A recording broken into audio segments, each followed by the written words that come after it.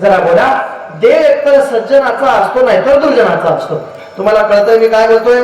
देव एकतर सज्जनाचा आहे नाहीतर दुर्जनाचा आहे. हेच कृत्य भगवंताने कृतयुगामध्ये केलं, हेच कार्य त्रेतायुगामध्ये केलं. द्वापर युगामध्ये काही वेगळं केलं का? नाही, तेच केलं. सज्जनाला जवळ केलं आणि दुर्जनाचा पराभव केला, दुर्जनाचा नाश केला. कुठल्या सज्जनाला जवळ केलं? चारी वेद ज्याची कीर्ती वाखाणीती तया अति प्रीती गोपाळांची. गोपाळांना जवळ केलं आणि कंसाचा वध केला. याचा अर्थ देव सज्जनाचा आहे आणि बोला बोला आणि दुर्जनाचा आहे. मग देव आपला नाही का? मोठा प्रश्न आहे. त्या प्रश्नाचं उत्तर तुम्हीच मला द्या. जरा सर्वांनी माझ्याकडे लक्ष द्या. ऐका, देव आपला आहे का नाही या प्रश्नाचं उत्तर मी साध्या भाषेमध्ये विचारतो. आपण सज्जन आहोत की दुर्जन आहोत याचाच पत्ता आजपर्यंत आपल्याला लागला नाही. जर तुम्ही सज्जन असाल, आजच्या कीर्तन सभेसाठी जेवढे सज्जन बसले असतील तेवढ्या सज्जनांनी एकदा वरती हात करा. सज्जन, मी काय बोलतोय तुम्हाला कळतंय का? जे सज्जन चप्पल घालून कीर्तन ऐकताय त्यांनाही म्हणतोय मी, हात उंच करा. जेवढे सज्जन कीर्तनाला असतील सज्जन म्हणून वा वा. ज्यांनी ज्यांनी हात वरती केले आदित्य महाराज तेवढे कोण झाले? बोला बोला, सर्वांनी बोला, कोण झाले? सज्जन झाले. महाराज ज्यांनी हात उंच केले ते सज्जन, ज्यांनी ज्यांनी हात उंच केले नाही ते तुम्हीच बोला, ते दुर्जन. पण महाराज आपलं झालं कसं आहे सोपं सांगतो. बाबा, आपण एकतर सज्जनही नाही आणि आपण एकतर, हे गोड बोलता येतं तुम्हाला, चांगलं बोलता येतं, आणि आपण एकतर दुर्जनही नाही. सोपं सांगतो. या नागदच्या रस्त्याने चालत असताना न कळत आपल्याला दोन मूर्त्या सापडल्या. एक रामाची आणि दुसरी रावणाची. आपण कुठली मूर्ती उचलणार आहे? मोठ्याने बोला, सर्वांनी बोला, कुठली मूर्ती उचलणार आहे? रामाची मूर्ती आपण उचलणार. रामाची मूर्ती लोखंडाची आहे, रावणाची मूर्ती सोन्याची. आता कुठली उचलणार? महाराज, अहो आता आम्ही रावणाचीच उचलणार. फक्त बाबा युग बदलले, राक्षसी वृत्तीचे माणसं आज सुद्धा. सोपं सांगतो ऐका. कृतयुगामध्ये राक्षसाचं नाव होतं 4 अक्षरी, हिरण्यकश्यप. किती अक्षरी? 4 अक्षरी. तेच नाव त्रेतायुगामध्ये 3 अक्षरी झालं. किती अक्षरी? रावण. तेच नाव द्वापर युगामध्ये 2 अक्षरी झालं. कंस. किती अक्षरी? 2 अक्षरी. आणि तेच नाव कलियुगामध्ये 1 अक्षरी आहे मी. हे काहींना आज समजेल, काहींना उद्या समजेल, काहींना काला झाल्यानंतर समजेल, पण समजल्याशिवाय राहणार नाही. महाराज हे कशासाठी सांगताय? ज्याच्या जवळ आपण जातो तो देव आहे. त्याच्या जवळ भक्ती घेऊन जा, तो आपल्याला जवळ करेल. त्याच्या जवळ जर मीपणा घेऊन जाल तर त्याला ते सहन होणार नाही. का नाही? तुकोबरा बोलता, तीळ मात्र जरी होया अभिमान, मेरू तो समान भार देवा. देवाला अहंकार चालत नाही. देवाचा अवतार कार्य तुम्ही पाहिलं तर फक्त भक्ता राखे पाया पाशी, दुर्जनाशे संवारे. पण संत महात्म्यांचा अवतार कार्य का विशेष मानावं? जरा माझ्या तरुण मंडळींची, माझ्या भगिनींची, माझ्या बंधूंची उपस्थिती जास्त आहे. मी तुमचा भाऊ म्हणून तुम्हाला सांगतो. बाबा, तारुण्य दुर्योधनाकडे होतं, श्रीमंती दुर्योधनाकडे होती, परंतु संतांची कृपा झाली नाही म्हणून त्याचा दुर्योधन झाला. पण हे आपल्या दैवताची मूर्ती या ठिकाणी आहे. तुम्ही म्हणाल छत्रपती शिवाजी महाराज कीर्तनामध्ये काय सांगावे? ते काय देव आहेत का? नाही नाही नाही, ते देव नाही. परंतु याच देवामुळे मंदिरामधला देव आज सुरक्षित आहे, म्हणून ते आमच्यासाठी देव, म्हणून देव आहे. मी का सांगतोय तुम्हाला? तारुण्य दुर्योधनाकडे असून, श्रीमंती असून त्याचा दुर्योधन झाला. पण मला सांगा, छत्रपती शिवरायांसारखं तारुण्य, छत्रपती शिवरायांसारखी श्रीमंती आहे का कुठल्या राजाकडे? नाही नाही नाही, कुठल्या राजाकडे श्रीमंती नाही. का श्रीमंती नाही? छत्रपती शिवरायांची श्रीमंती डोळ्यासमोर ठेवून जर आपण छत्रपती शिवरायांच्या श्रीमंतीचा विचार केला, जो राजा 32 मणाच्या सिंहासनावरती विराजमान असून 18 पकडवतींच्या मावळ्याला एकत्रित करतोय, आणि एकत्रित करत असताना तारुण्याच्या स्वरूपाने वयाच्या 16व्या वर्षी ज्या राजाने पहिला गड जिंकावा, आणि ज्या राजाच्या दरबारामध्ये कधी नर्तकी आलीच नाही, नर्तकी शब्दाचा उलटा शब्द आला, एवढं तारुण्य छत्रपती शिवरायांच्या दरबारामध्ये होतं. जरा टाळे वाजवायचे असेल तर आनंदाने वाजवा. काही माझं कर्ज नाहीये का तुमचं कर्ज माझ्यावर नाही, आनंदाने बसा. महाराज नर्तकी शब्दाचा उलटा शब्द आला नाही. जरा मी काय बोलतो तुम्हाला कळतंय? नर्तकी शब्दाचा उलटा शब्द छत्रपती शिवरायांच्या दरबारामध्ये आला. काय वा वा वा, एकदा टाळे वाजवा त्यांच्यासाठी ज्यांनी उत्पन्न केलं त्यांच्यासाठी. नर्तकी शब्दाचा उलटा शब्द म्हणजे कीर्तन छत्रपती शिवरायांच्या दरबारामध्ये आला. अहो मी तुम्हाला सांगतो, आपण छत्रपतींसारखे श्रीमंत होऊ शकत नाही, छत्रपतींसारखे आपण यश मिळवू शकत नाही, छत्रपतींसारखी आपली कीर्ती आपण वाढवू शकत नाही, छत्रपतींसारखा आपण आपला अधिकार प्राप्त करू शकत नाही. एवढं असून सुद्धा जगद्गुरु तुकोबारायांच्या कीर्तनामध्ये माने घालून बसले म्हणून स्वराज्याची स्थापना झाली. म्हणून स्वराज्याची स्थापना झाली. तुम्ही म्हणाल महाराज काय असं जगद्गुरु तुकोबारायांकडून छत्रपती शिवरायांनी घेतलं?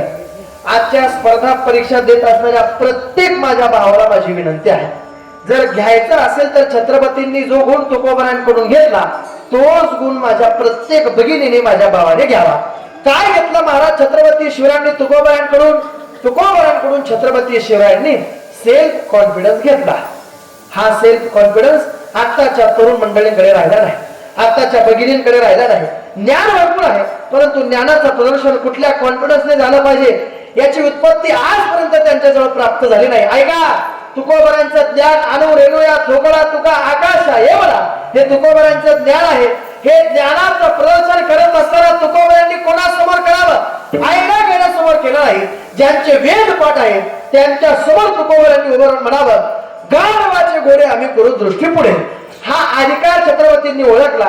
छत्रपती तुकोबारायांच्या कीर्तनामध्ये माने घालून बसल्यानंतर परकीयांचं आक्रमण व्हावं आणि आक्रमण झाल्यानंतर का हे शिवा म्हणून डोळ्यासमोर छत्रपती शिवरायांची भूमिका प्रदान करून छत्रपती शिवराय असे दिसतात. परंतु जगद्गुरु तुकोबारायांच्या कीर्तनामध्ये बसल्यानंतर एक छत्रपती दिसले नाही.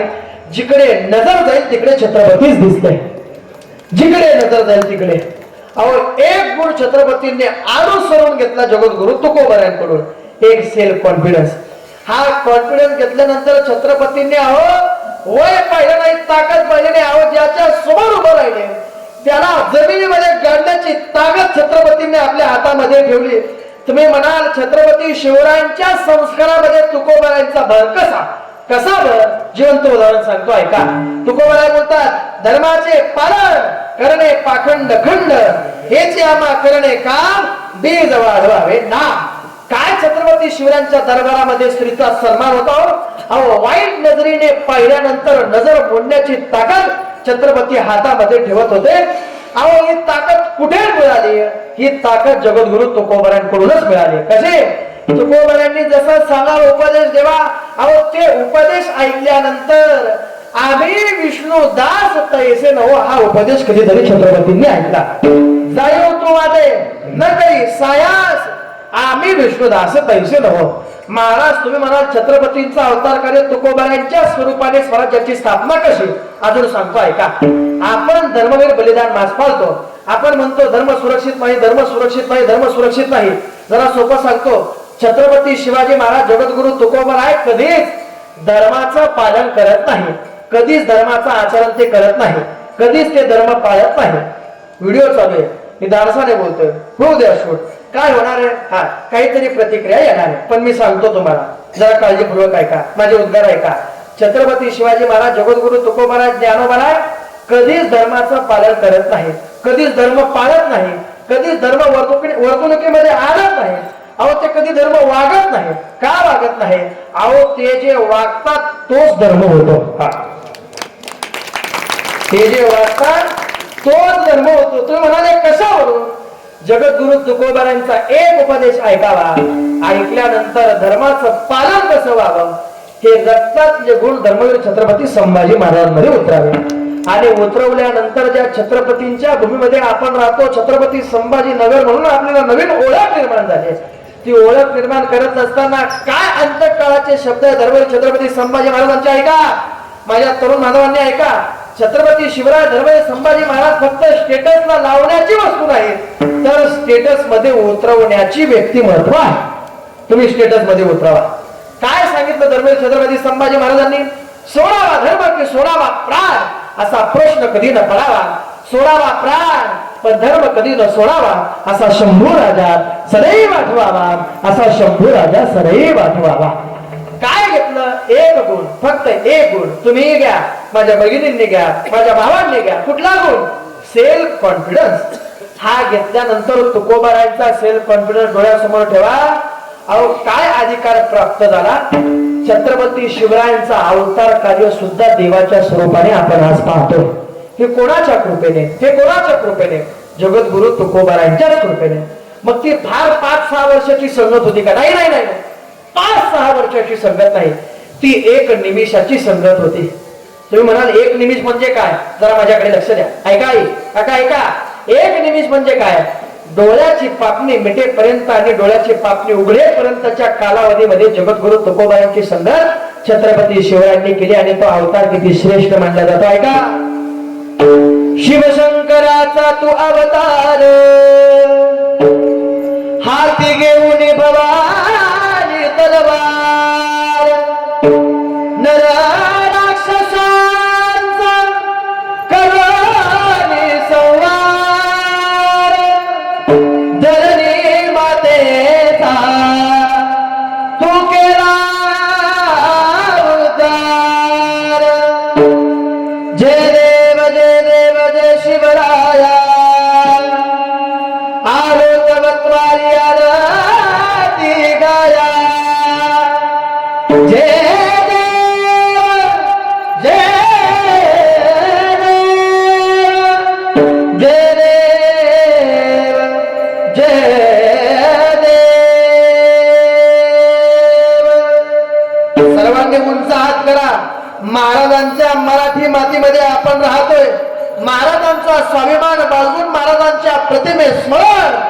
महाराजांचं नाव प्रत्येकाच्या मुखामध्ये आलं पाहिजे. एक नाव, प्रौढ प्रताप पुरंदर क्षत्रिय कुलावतौ सिंहासनाधीश्वर राजाधिराज महाराज श्री श्री श्रीमंत छत्रपती शिवाजी महाराज की जय.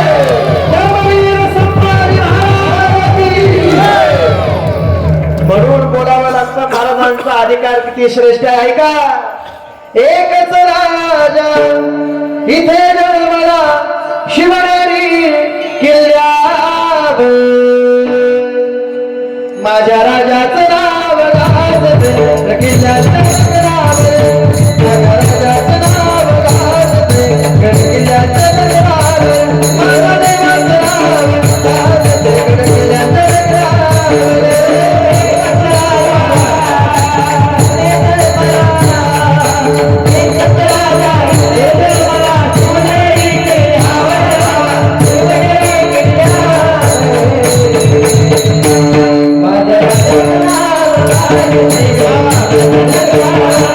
Thank you.